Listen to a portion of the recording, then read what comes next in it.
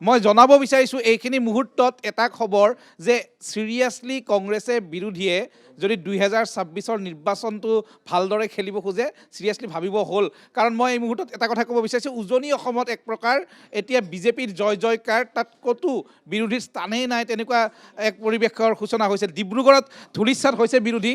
ডিব্ৰুগড়ৰ যি 22খন জিলা পৰিষদ আছে, সেই 22খন জিলা পৰিষদৰ 19খনতেই বিজেপিয়ে জয়লাভ কৰিছে আৰু 3খন জিলা পৰিষদত অসম গণ পৰিষদে বিজেপিৰ মিত্ৰদল অসম গণ পৰিষদে জয়লাভ কৰিছে। মই গোলাঘাটলৈকে আহোঁ।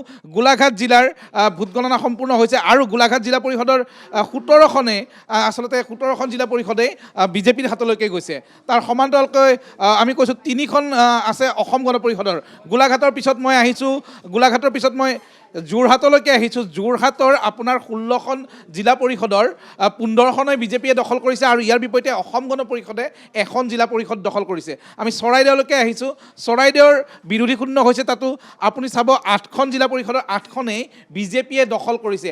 এয়া হৈছে উজনি অসমৰ পৰিস্থিতি। তাৰপিছত মই তিনিচুকীয়ালৈকে আহিছোঁ। তিনিচুকীয়াত জিলা পৰিষদ আছিলে 22খন। 22খন জিলা পৰিষদৰ 21খন বিজেপিয়ে দখল কৰিছে, এখন মিত্ৰদল অসম গণ পৰিষদে দখল কৰিছে। এয়া হৈছে তিনিচুকীয়াৰ স্থিতি। আমি আহিছোঁ শিৱসাগৰলৈ। শিৱসাগৰত 12খন জিলা পৰিষদ আছে। 12খন জিলা পৰিষদৰ 11খন বিজেপিয়ে দখল কৰিছে আৰু এখন দখল কৰিছে বিজেপিৰ মিত্ৰদল অসম গণ পৰিষদে।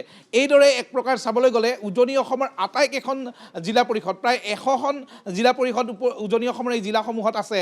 এই জিলাসমূহৰ 100খন জিলা পৰিষদৰ 100খনতেই বিজেপি অথবা মিত্ৰদলে বাজিমাত কৰি দিছে, তাত কোনো বিৰোধীৰ স্থান নাই। তেনেধৰণৰ এটা পৰিৱেশ দেখা গৈছে। মই নামনিলৈকে আহিব বিচাৰিম। ধুবুৰীত কি হৈছে, ধুবুৰীত কি হৈছে, বঙাইগাঁৱত কি হৈছে, বৰপেটাত কি হৈছে।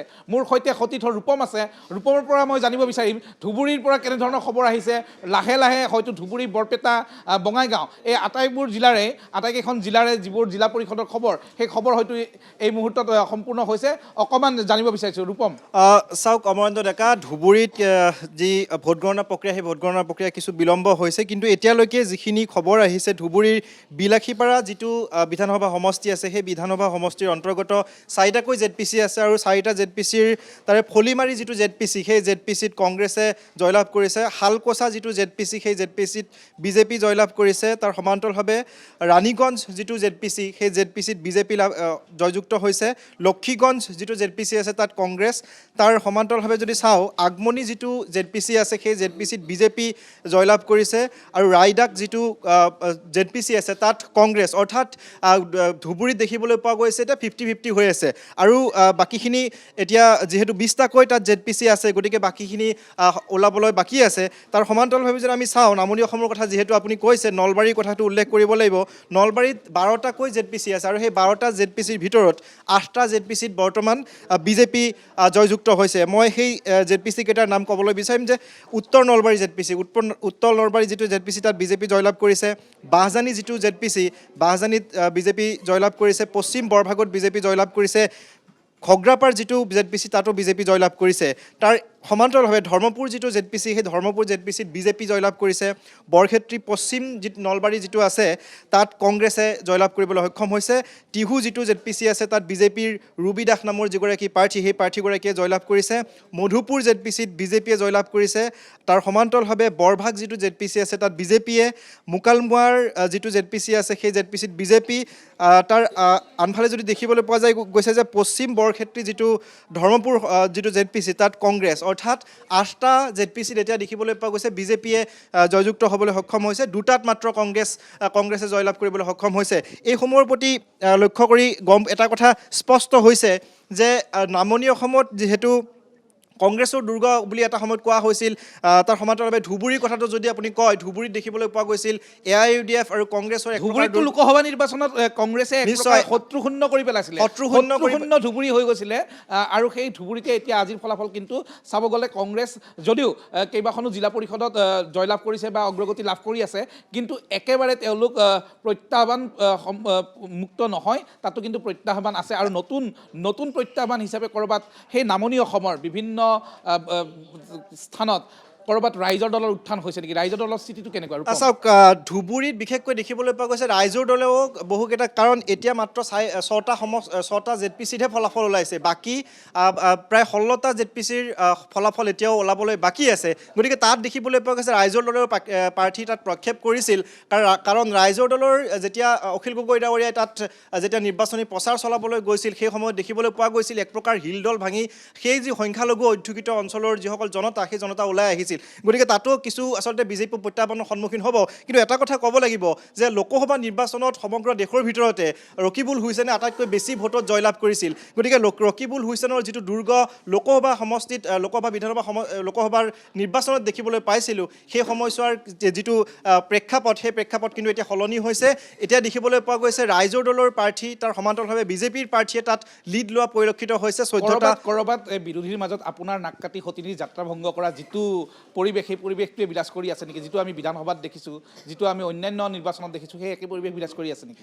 নিশ্চয় বিৰোধীৰ তেনেকুৱা ধৰণৰে পৰিৱেশ সৃষ্টি হৈছে, কাৰণ আমি চাওঁ যে বিৰোধীৰ মাজত ঐক্য নাই। কাৰণ বিৰোধী ঐক্যৰ যিটো গঠন হ'বলৈ গৈছিল, আমি দেখিছিলোঁ যে বাৰে বাৰে বিৰোধী ঐক্য ভংগ হৈ গৈছিল। গতিকে সেইসমূহৰ প্ৰতি লক্ষ্য ৰাখি ৰাইজৰ দলৰ যিগৰাকী সভাপতি অখিল গগৈ, সেই অখিল গগৈ নিজাববীয়াকৈ তাত গৈ নিজে প্ৰচাৰ চলাই তেওঁ সেই যি প্ৰচাৰ অভিযান, সেই প্ৰচাৰ অভিযান আগবঢ়াই লৈ গৈছিল। আৰু সেই অনুসৰি এতিয়া দেখিবলৈ পোৱা গৈছে যে ধুবুৰীত যি 14টা ZPC বাকী আছে, লিড লৈ আছে, তাত কেইবাটাতো দেখিবলৈ পোৱা গৈছে ৰাইজৰ দলৰ প্ৰাৰ্থীয়ে তাত লিড লৈছে। তাৰ সমান্তৰালভাৱে দেখিবলৈ পোৱা গৈছে আন বাকীকেইটা যিকেইটা সমষ্টি ZPC আছে, সেই ZPC কেইটাত দেখিবলৈ পোৱা গৈছে বিজেপিয়ে তাত অগ্ৰগতি লাভ কৰিছে। ঠিক একেধৰণে যদি আমি কওঁ যে মানকাছাৰ দক্ষিণ হালমাৰাতো দেখিবলৈ পোৱা গৈছে, দক্ষিণ হালমাৰা এক প্ৰকাৰ AIUDFৰ দুৰ্গ আছিল, কিন্তু সেই AIUDFৰ দুৰ্গ তাত খহি যোৱা ধৰণৰ এটা খহি যোৱা ধৰণৰ হৈছে। কাৰণ আমি দেখিছোঁ যে তাত বিজেপিও 3টাকৈ ZPCত দেখিবলৈ পোৱা গৈছে, বিজেপি তাত লিড লৈছে। তাৰ সমান্তৰালভাৱে এটা কথা ক'ব লাগিব, AIUDFৰ এক প্ৰকাৰ দুৰ্গ আছিল। আৰু মুখ্যমন্ত্ৰীগৰাকীৰ যিটো আচলতে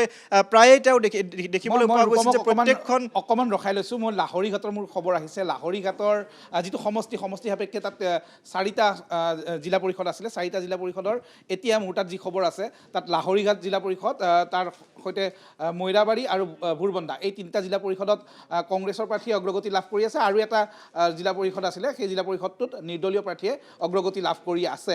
মই অকণমান যাম এতিয়া নামনি অসমৰ পৰা মধ্য অসমৰ পৰা যাব বিচাৰিছোঁ। মই সুদৰ্শনৰ ওচৰলৈকে যাম।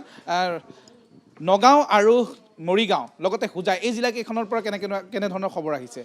প্ৰায় সমাপ্ত হ'বৰ দিশে আগবাঢ়িছে। হয়, অমৰেন্দ্ৰ ডেকা, 27খন জিলা পৰিষদ আছে নগাঁৱত, কিন্তু নগাঁৱৰ যি জিলা পৰিষদৰ যি কাউণ্টিং বা ভোট গণনা, সেয়া কিছু লেহেমীয়া হৈছে। গতিকে সামগ্ৰিকভাৱে গোটেই তথ্যখিনি এতিয়ালৈকে প্ৰকাশিত হোৱা নাই।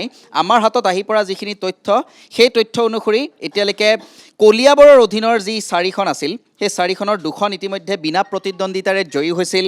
এখনত AGP অৰ্থাৎ অসম গণ পৰিষদ, আৰু এখনত BJP অৰ্থাৎ ভাৰতীয় জনতা পাৰ্টি।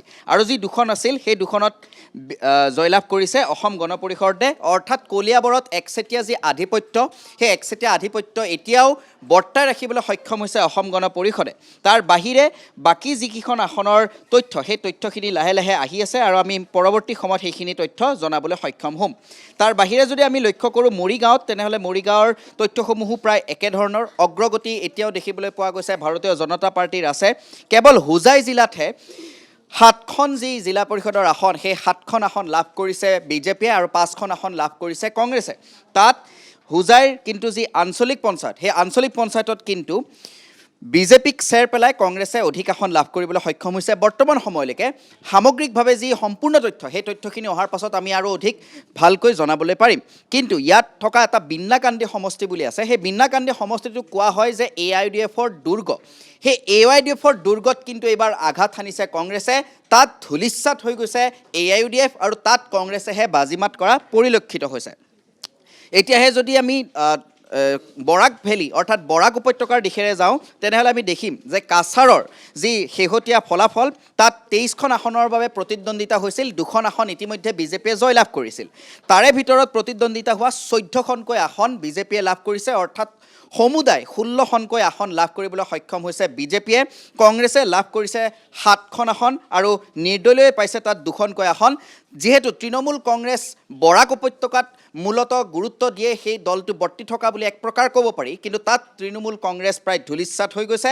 আৰু তাৰ বাহিৰে যি সমষ্টিসমূহৰ কথা থাকে হয়। ৰখাব খুজিছোঁ মিতালী আছে ৰঙানদী সমষ্টিত দেখা গৈছিলে যে যিহেতু প্ৰদেশ কংগ্ৰেছৰ সভাপতি ভূপেন বৰাই নিজে তাত নিৰ্বাচনত অৱতীৰ্ণ হ'ব 2026-ত তেনেধৰণৰ কুচকাৱাজ চলাই আছিলে গতিকে ৰঙানদী সমষ্টিৰ সামগ্ৰিক পৰিৱেশটো কেনেকুৱা আৰু তাৰ সমান্তৰালকৈ লখিমপুৰ জিলাখনৰ অন্যান্য যিবোৰ সমষ্টি আছে সেই সমষ্টিসমূহৰ জিলা পৰিষদবিলাকৰ কেনেধৰণৰ ফলাফল নিশ্চয়কৈ খুব এক আকৰ্ষণীয় যুঁজ হৈছে কাৰণ পুনৰ ক'ব বিচাৰিছোঁ যে লখিমপুৰ জিলাখনৰ এইবাৰ জিলা পৰিষদৰ সংখ্যা হৈছে 19 আৰু সমান্তৰালকৈ আঞ্চলিক পঞ্চায়তৰ সংখ্যা হৈছে 83 গতিকে এইখিনি মুহূৰ্তত ৰঙানদী যি সমষ্টিৰ কথা যিহেতু আপুনি সুধিছে ক'ব বিচাৰিছে ৰঙানদী সমষ্টিত যিহেতু জিলা পৰিষদ বিজেপিয়ে দখল কৰিছে আৰু বিশেষকৈ ৰঙানদী সমষ্টিৰ ৰঙানদী বিজেপিৰ শিঙৰা বিজেপিৰ আৰু যিখন গাভৰু গাঁও জিলা পৰিষদ আছে কংগ্ৰেছৰ দখলত আৰু সমান্তৰালকৈ যি ডিক্ৰং জিলা পৰিষদ সেই জিলা পৰিষদখনো বিজেপিয়ে গতিকে মাত্ৰ এখন জিলা পৰিষদ পাবলৈ সক্ষম হৈছে সেই সমষ্টিটোত যিটো সমষ্টিত ইতিমধ্যেই কংগ্ৰেছৰ যিগৰাকী সভাপতি ভূপেন বৰাই 26ৰ বাবে ৰণকৌশল কুচকাৱাজ আৰম্ভ কৰিছে তাত কেৱল দেখা পোৱা গৈছে যে কংগ্ৰেছে এখন জিলা পৰিষদ লাভ কৰিবলৈ সক্ষম হৈছে সমান্তৰালকৈ আমি সামগ্ৰিকভাৱে যদি লখিমপুৰ জিলাখনৰ যি ফলাফল সেই ফলাফল চাওঁ এইখিনি মুহূৰ্তত যিহেতু সম্পূৰ্ণ হোৱা নাই কিছু বাকী আছে মাত্ৰ কেইখনমানহে ইতিমধ্যে যিখিনি উল্লেখ কৰিছোঁ পাইছে গতিকে বিজেপিৰ এক প্ৰকাৰ জয়কাৰ হৈছে আৰু যি কংগ্ৰেছে যেনেধৰণে আশা কৰিছিল সেইসমূহ লাভ কৰা নাই আৰু পুনৰ ক'ব বিচাৰিছোঁ আন কিছু তথ্য এইখিনি ভিতৰত দিব বিচাৰিছোঁ বিহপুৰীয়া সমষ্টি কাৰণ ভূপেন বৰাৰ গৃহ সমষ্টি বিহপুৰীয়াৰ অকণমান খবৰ দিব বিচাৰিছোঁ তাত যিহেতু বিহপুৰীয়া সমষ্টিটোত জিলা পৰিষদৰ সংখ্যা হ'ল 4 আৰু তাৰে ভিতৰত বিহপুৰীয়াৰ যি সমষ্টিৰ যিখন জিলা পৰিষদ আছে সেই জিলা পৰিষদ বৰ্তমান কংগ্ৰেছ কিছু আগবাঢ়ি আছে কিন্তু তাৰ বিপৰীতে দেখা পোৱা গৈছে যে খাৰাজঘাট হওক ধলপুৰ শিমলুগুৰি এইখন হৈছে জিলা পৰিষদ যিহেতু বিজেপিয়ে দখল কৰিছে আৰু সমান্তৰালকৈ নাৰায়ণপুৰ সেই নাৰায়ণপুৰৰ পৰা কিছু নিলেগতে ভূপেন বৰাৰ ঘৰ সেই জিলা পৰিষদখনো ইতিমধ্যে বিজেপিৰ দখললৈ আহি আছে গতিকে সভাপতিগৰাকীৰ ভূপেন বৰাৰ যি গৃহ সমষ্টি তাত বহুত বেয়াকৈ মুখ ঠেকেচা খাইছে আৰু আন কিছু তথ্য দিব বিচাৰিছোঁ ইতিমধ্যে মই মাজুলী জিলাৰ বিশেষকৈ ক'ব বিচাৰিছোঁ